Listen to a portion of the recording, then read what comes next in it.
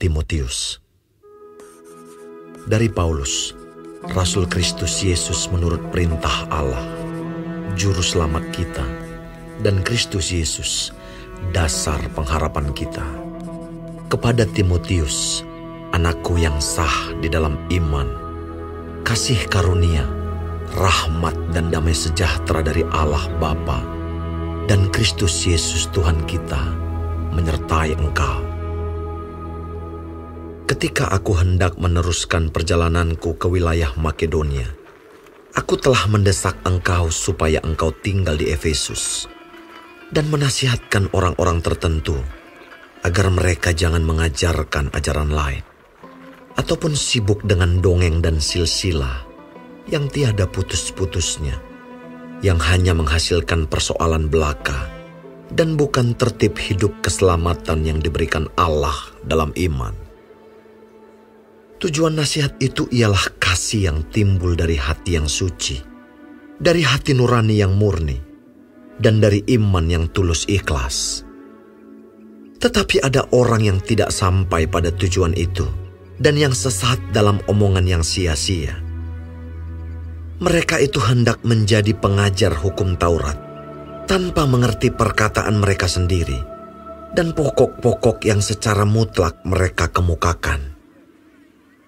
Kita tahu bahwa hukum Taurat itu baik kalau tepat digunakan, yakni dengan keinsafan bahwa hukum Taurat itu bukanlah bagi orang yang benar, melainkan bagi orang durhaka dan orang lalim, bagi orang fasik dan orang berdosa, bagi orang duniawi dan yang tak beragama, bagi pembunuh bapa dan pembunuh ibu, bagi pembunuh pada umumnya, bagi orang cabul dan pemburit, bagi penculik, bagi pendusta, bagi orang makan sumpah, dan seterusnya segala sesuatu yang bertentangan dengan ajaran sehat, yang berdasarkan Injil dari Allah yang mulia dan maha bahagia, seperti yang telah dipercayakan kepadaku. Aku bersyukur kepada Dia yang menguatkan aku, yaitu Kristus Yesus, Tuhan kita, karena Ia menganggap aku setia dan mempercayakan pelayanan ini kepadaku. Aku yang tadinya seorang penghujat dan seorang penganiaya dan seorang ganas, tetapi aku telah dikasihaninya. Karena semuanya itu telah kulakukan tanpa pengetahuan, yaitu di luar iman. Malah kasih karunia Tuhan kita itu telah dikaruniakan dengan limpahnya kepadaku, dengan iman dan kasih dalam Kristus Yesus. Perkataan ini benar dan patut diterima sepenuhnya. Kristus Yesus datang ke dunia untuk menyelamatkan orang berdosa, dan di antara mereka, akulah yang paling berdosa.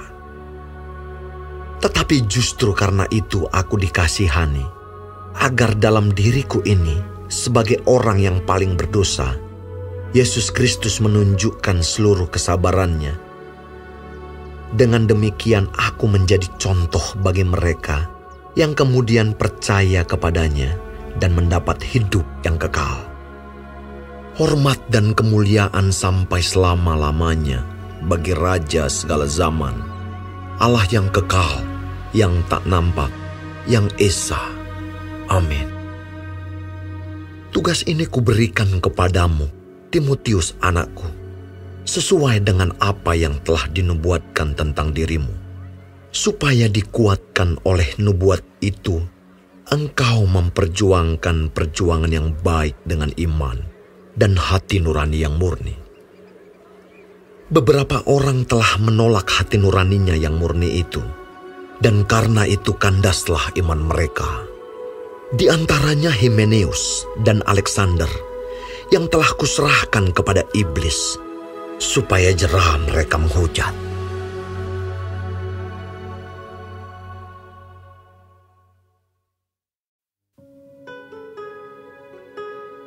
Pertama-tama aku menasihatkan, naikkanlah permohonan, doa syafaat, dan ucapan syukur untuk semua orang, untuk raja-raja, dan untuk semua pembesar, agar kita dapat hidup tenang dan tentram dalam segala kesalehan dan kehormatan.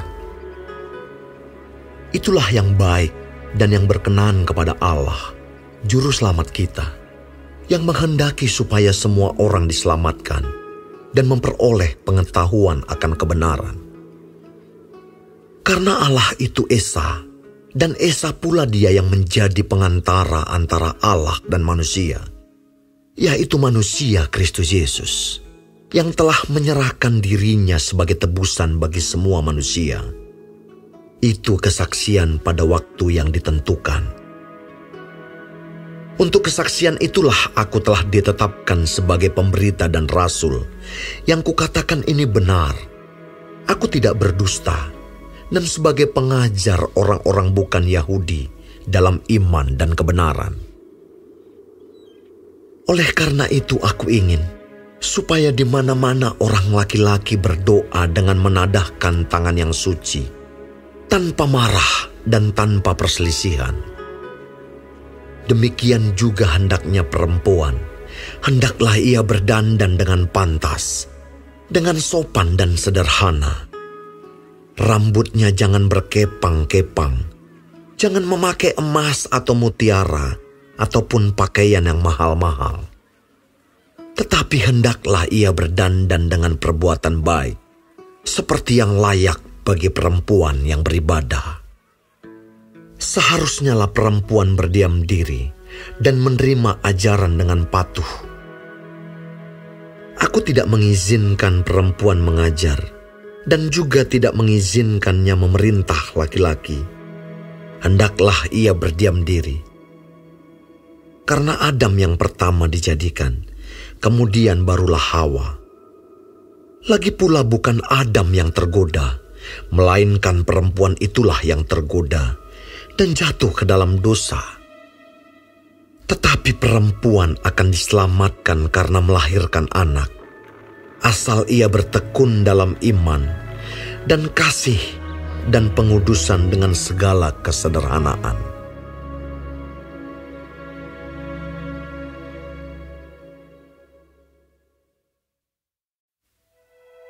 Benarlah perkataan ini. Orang yang menghendaki jabatan penilik jemaat menginginkan pekerjaan yang indah. Karena itu penilik jemaat haruslah seorang yang tak bercacat, suami dari satu istri, dapat menahan diri, bijaksana, sopan, suka memberi tumpangan, cakap mengajar orang, bukan peminum, bukan pemarah melainkan peramah, pendamai, bukan hamba uang, seorang kepala keluarga yang baik, disegani dan dihormati oleh anak-anaknya. Jikalau seorang tidak tahu mengepalai keluarganya sendiri, bagaimanakah ia dapat mengurus jemaat Allah? Janganlah ia seorang yang baru bertobat, agar jangan ia menjadi sombong dan kena hukuman iblis. Hendaklah ia juga mempunyai nama baik di luar jemaat, agar jangan ia digugat orang dan jatuh ke dalam jerat iblis. Demikian juga diaken-diaken, haruslah orang terhormat, jangan bercabang lidah, jangan penggemar anggur, jangan serakah, melainkan orang yang memelihara rahasia iman dalam hati nurani yang suci. Mereka juga harus diuji dahulu, baru ditetapkan dalam pelayanan itu setelah ternyata mereka tak bercacat. Demikian pula istri-istri, hendaklah orang terhormat, jangan pemfitnah, hendaklah dapat menahan diri dan dapat dipercayai dalam segala hal. Diaken haruslah suami dari satu istri dan mengurus anak-anaknya dan keluarganya dengan baik. Karena mereka yang melayani dengan baik beroleh kedudukan yang baik, sehingga dalam iman kepada Kristus Yesus mereka dapat bersaksi dengan leluasa. Semuanya ini kutuliskan kepadamu, walaupun kuharap segera dapat mengunjungi engkau. Jadi, jika aku terlambat, sudahlah engkau tahu bagaimana orang harus hidup sebagai keluarga Allah, yakni jemaat dari Allah yang hidup, tiang penopang dan dasar kebenaran. Dan sesungguhnya Agunglah rahasia ibadah kita. Dia yang telah menyatakan dirinya dalam rupa manusia, dibenarkan dalam roh, yang menampakkan dirinya kepada malaikat-malaikat, diberitakan di antara bangsa-bangsa yang tidak mengenal Allah, yang dipercayai di dalam dunia, diangkat dalam kemuliaan.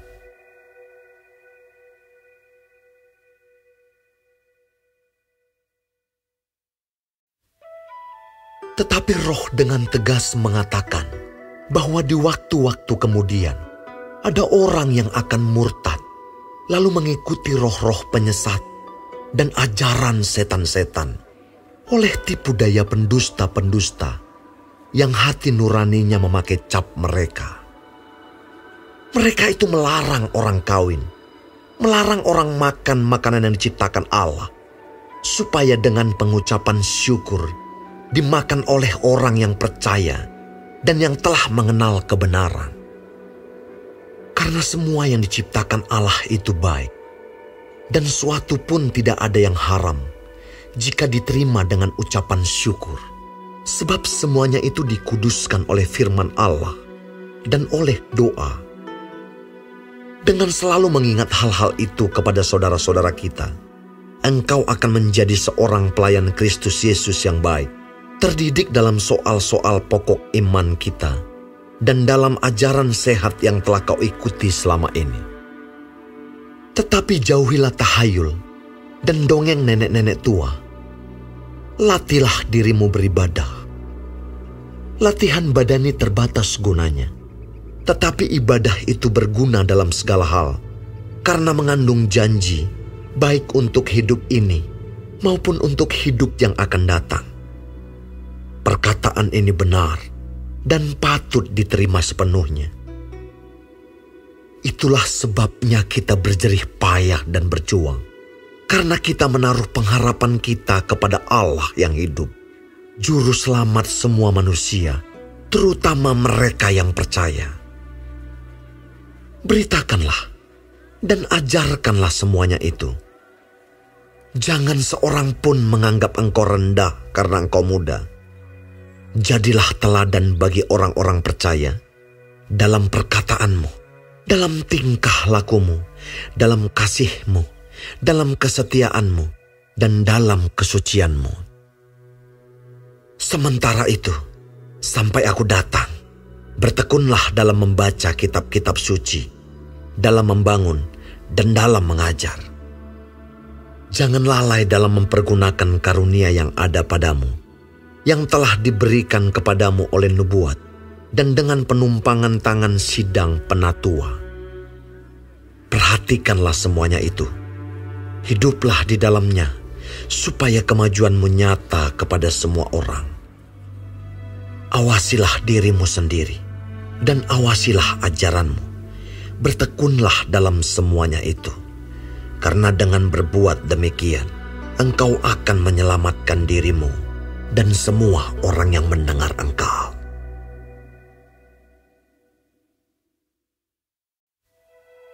Janganlah engkau keras terhadap orang yang tua, melainkan tegurlah dia sebagai bapa. Tegurlah orang-orang muda sebagai saudaramu, perempuan-perempuan tua sebagai ibu, dan perempuan-perempuan muda sebagai adikmu dengan penuh kemurnian. Hormatilah janda-janda yang benar-benar janda. Tetapi jikalau seorang janda mempunyai anak atau cucu, hendaklah mereka itu pertama-tama belajar berbakti kepada kaum keluarganya sendiri dan membalas budi orang tua dan nenek mereka, karena itulah yang berkenan kepada Allah. Sedangkan seorang janda yang benar-benar janda, yang ditinggalkan seorang diri, menaruh harapannya kepada Allah dan bertekun dalam permohonan dan doa siang malam. Tetapi seorang janda yang hidup mewah dan berlebih-lebihan, ia sudah mati selagi hidup.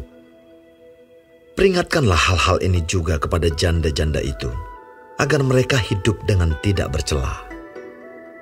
Tetapi jika ada seorang yang tidak memeliharakan sanak saudaranya, apalagi seisi rumahnya, orang itu murtad dan lebih buruk dari orang yang tidak beriman.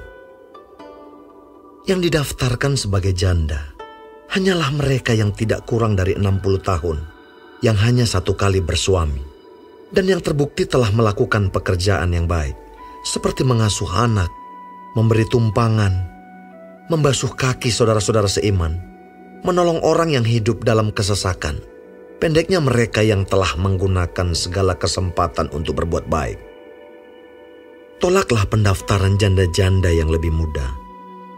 Karena apabila mereka sekali digairahkan oleh keberahian yang menceraikan mereka dari Kristus, mereka itu ingin kawin, dan dengan memungkiri kesetiaan mereka yang semula kepadanya, mereka mendatangkan hukuman atas dirinya. Lagi pula dengan keluar masuk rumah orang, mereka membiasakan diri bermalas-malas, dan bukan hanya bermalas-malas saja, tetapi juga meleter dan mencampuri soal orang lain, dan mengatakan hal-hal yang tidak pantas. Karena itu, aku mau supaya janda-janda yang muda kawin lagi, beroleh anak, memimpin rumah tangganya, dan jangan memberi alasan kepada lawan untuk memburuk-burukkan nama kita. Karena beberapa janda telah tersesat mengikut iblis. Jika seorang laki-laki atau perempuan yang percaya mempunyai anggota keluarga yang janda, hendaklah ia membantu mereka, sehingga mereka jangan menjadi beban bagi jemaat. Dengan demikian jemaat dapat membantu mereka yang benar-benar janda.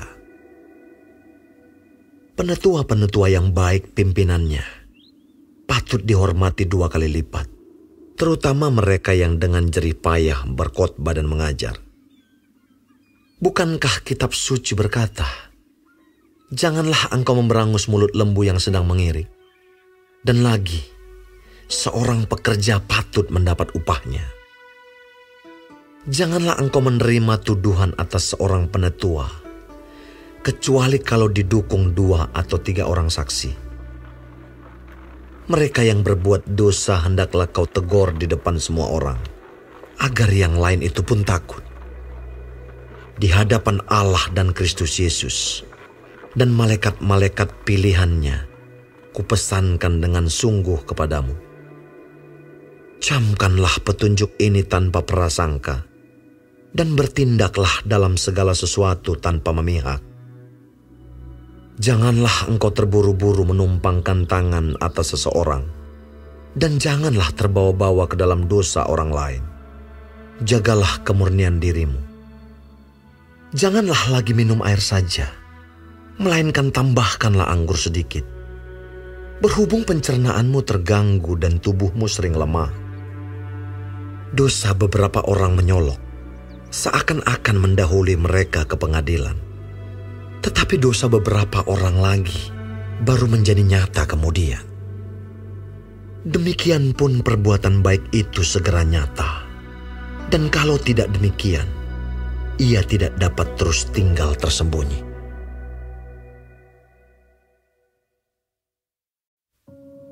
Semua orang yang menanggung beban perbudakan hendaknya menganggap tuan mereka layak mendapat segala penghormatan, agar nama Allah dan ajaran kita jangan dihujat orang.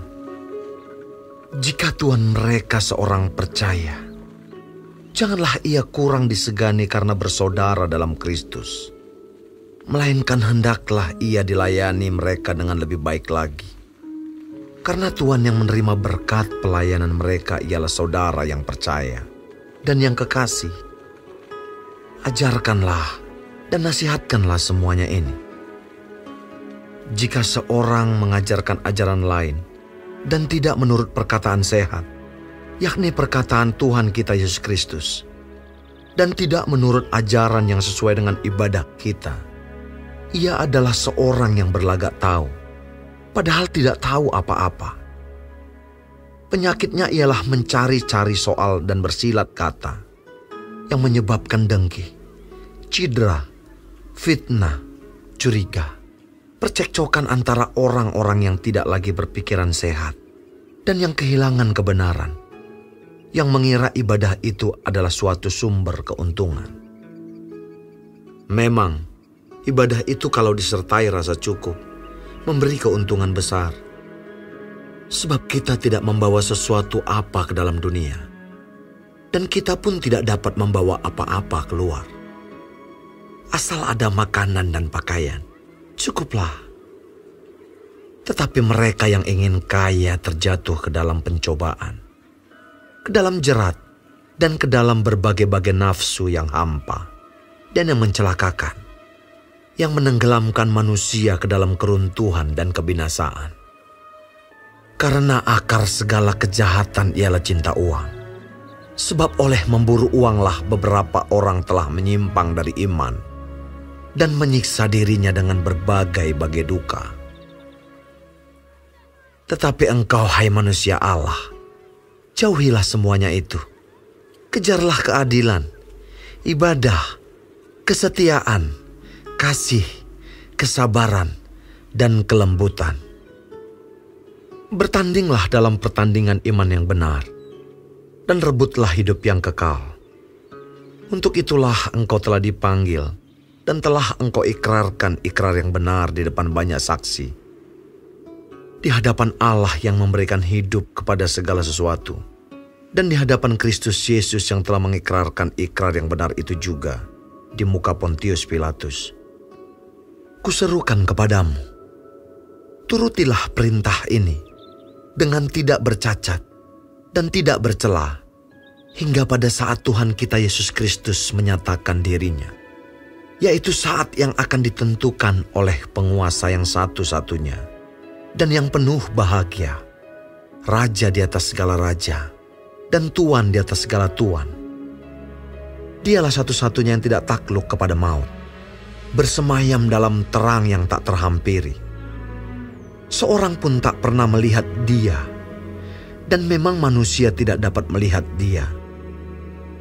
Baginyalah hormat dan kuasa yang kekal. Amin. Peringatkanlah kepada orang-orang kaya di dunia ini, agar mereka jangan tinggi hati, dan jangan berharap pada sesuatu yang tak tentu, seperti kekayaan, melainkan pada Allah yang dalam kekayaannya memberikan kepada kita segala sesuatu untuk dinikmati. Peringatkanlah agar mereka itu berbuat baik, menjadi kaya dalam kebajikan, suka memberi dan membagi. Dan dengan demikian, mengumpulkan suatu harta sebagai dasar yang baik bagi dirinya di waktu yang akan datang, untuk mencapai hidup yang sebenarnya. Hai Timotius, peliharalah apa yang telah dipercayakan kepadamu. Hindarilah omongan yang kosong dan yang tidak suci, dan pertentangan-pertentangan yang berasal dari apa yang disebut pengetahuan. Karena ada beberapa orang yang mengajarkannya, dan dengan demikian telah menyimpang dari iman. Kasih karunia menyertai kamu.